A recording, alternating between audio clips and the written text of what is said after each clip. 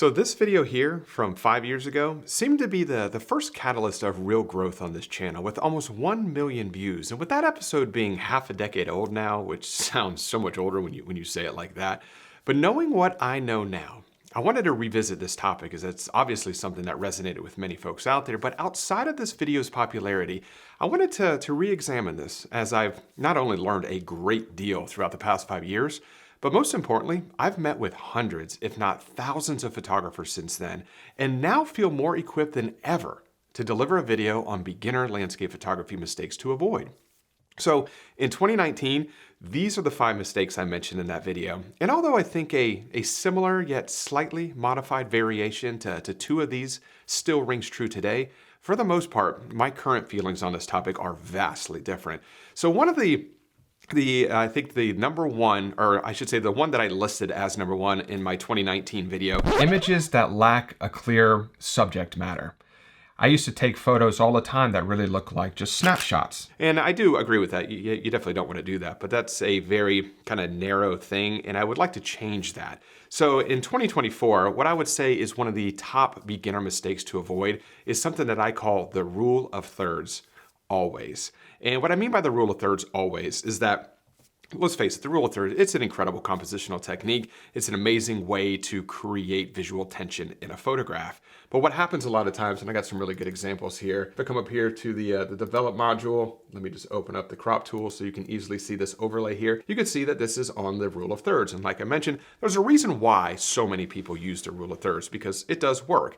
But what happens is, and I did this when I first got started, that was the very first compositional rule that I learned, and I did it constantly, to where every single one of my photographs had the rule of thirds. And what that does is, one, it limits you because you're not experimenting, you're not trying the other things, but it also creates a somewhat bland portfolio because every one of your photographs is composed in the same exact manner. Got a couple more examples of this. It's kind of funny when you start to go through your older photographs and you overlay the rule of thirds grid on top of it. As you can see, perfectly placed on the rule of thirds once again. Here is another version right here. People exactly on the rule of thirds. And just what that does is somehow, when I look at a lot of my older photographs and they're all composed the exact same way, they kind of feel a little bit lazy, a little bit uninspiring because they are all done the same exact way. So I think that something that you might want to avoid is just using the rule of thirds all the time. There is so many incredible compositional techniques out there, such as this. Using repeating patterns is an amazing way to compose a photograph. Different repeating patterns is very eye-catching. It's very, it creates a lot of interest across an entire scene. Of course, using reflections to create a very symmetrical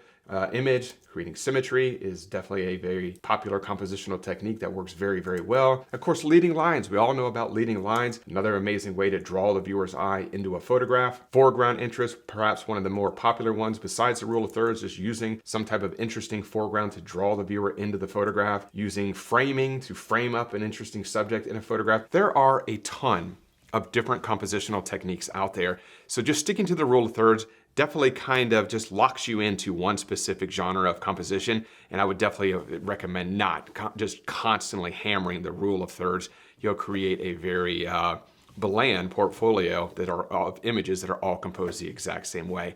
Now in 2019, the second one I mentioned was too much time and money focusing on gear. And I definitely want to make a small change to that, but that small change is very, very meaningful.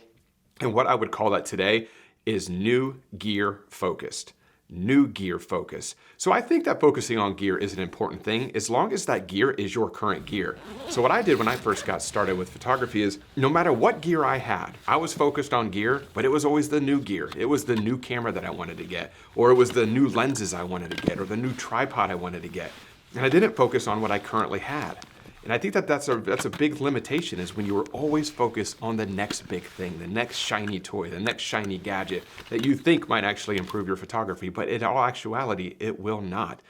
So I would say focus on your current gear. Understand your current gear. You should be able to blindfold yourself and be able to use your camera and set and make all the changes to settings, put it in different modes, set up different bracketing, whatever the case may be. Your camera should become an extension of you. So becoming as comfortable with your camera, your current camera, as humanly possible, is fantastic. And also understanding the limitations. All cameras, all camera lenses have limitations. Understanding how high you can go on ISO before you start to see too much noise or too much grain in your images. Every camera is a little bit different, but understanding those types of limitations with your cameras and with your lenses is imperative. So I would say a beginner mistake to definitely avoid is being too overly focused on new gear, on brand new gear. Now, the third thing that I would recommend this year is fundamental avoidance. In 2019, I called it, I wasn't using my camera to its fullest, specifically the light meter. That's a very, very specific thing. And I would say to broaden it a little bit, I would say fundamental avoidance. And this is why right here. Now, this one is something that really kind of speaks to me personally, because when I first got started with photography, one, I was focused on new gear all the time. And then I started to focus on composition. Composition was the thing that I felt was going to be the path of least resistance, or the quickest way to improve my photography was to become very good at composition. And it wasn't until like year 2 or maybe year 3 that I really started to focus on the fundamentals of photography. And if you think about it like this, if you're going to, say, take golf lessons, and your golf instructor there, and you're there in your first 5 lessons, you're going to go over the fundamentals. If you're learning to play the keyboard, if you're getting guitar lessons, your guitar instructor is going to go over the fundamentals in the very beginning. Your piano instructor is going to go over the fundamentals in the very beginning. So why should photography be any different? Definitely going over the fundamentals in the very, very beginning is imperative. Things like the exposure triangle, understanding how to read your histogram, the relationship between shutter speed and sharp photos. Avoiding ISO is a huge thing with beginners. I was so afraid to take my ISO from 100 to 200 because I was so afraid that all my images were going to be so noisy and grainy and they were going to completely fall apart because I went from 100 to 200, which we all know is not true. But all of these things are the fundamentals of photography. Where do you place your focus point in a scene to get everything in sharp focus with a particular aperture on a particular lens? These are all the fundamentals of your gear. So understanding these in the very, very beginning, I would recommend if you are starting photography today, focus on those fundamentals right now. It will speed up your rate of improvement substantially in the long run. So I would say fundamental avoidance is definitely a beginner landscape photography or a beginner photography mistake to avoid. Now in 2019, I had mentioned it has to do with the time of day that I was shooting. Now I knew from the very get-go, yep, you don't want to shoot during harsh light. I also mentioned, I think the 5th one was, I would always shoot at eye level. Every photo was like this. Every time I would come to a scene, those are 2 things you definitely don't want to do. You don't really want to shoot in the same perspective, regardless of what it is all the time. It's kind of like using the rule of thirds all the time. You don't want to do really any of those kind of things all the time. Variety is really the spice of life. So the 4th thing that I would mention now in 2024 is something that I call stop thinking and start doing. And this is also another one that really speaks to me because, once again, I focused on new gear all the time when I was a beginner.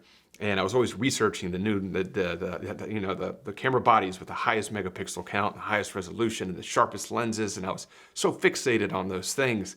And then I was starting to study composition, and I was reading articles and listening to podcasts and watching YouTube videos, and I was just consuming so much information, and I was doing lots of thinking, and I was doing very little doing. And at the end of the day, getting better at photography, improving your photography skills is so simple to do. All you have to do is one thing, and that's go outside and take photos. You want to get better at photography?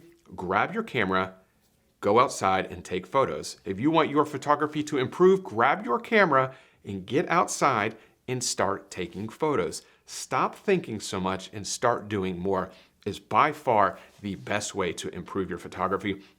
And I hear from a lot of people that are just getting started that they're doing the same kind of thing that I used to do, is where you do so much research. And I think this is a lot of this has to do with having, most people have access to the internet. There is so much information at our disposal. So when we get into anything, any kind of new hobby, it's so easy to research it to death. And that's what we all do. So stop thinking, start doing more is something I would highly, highly recommend. That's not really a mistake to avoid. That's kind of like just something to do.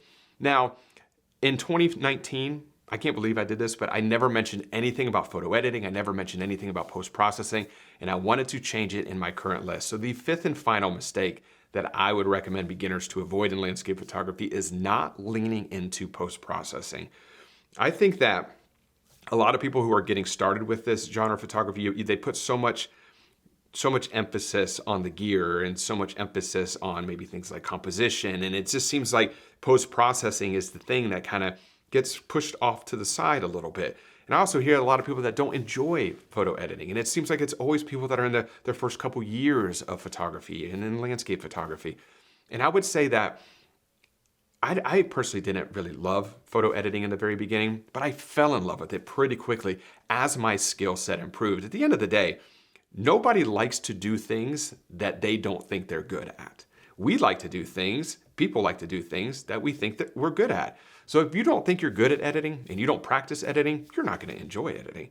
But if you start to improve your photo editing skills and you see yourself getting better at it, you'll enjoy it more.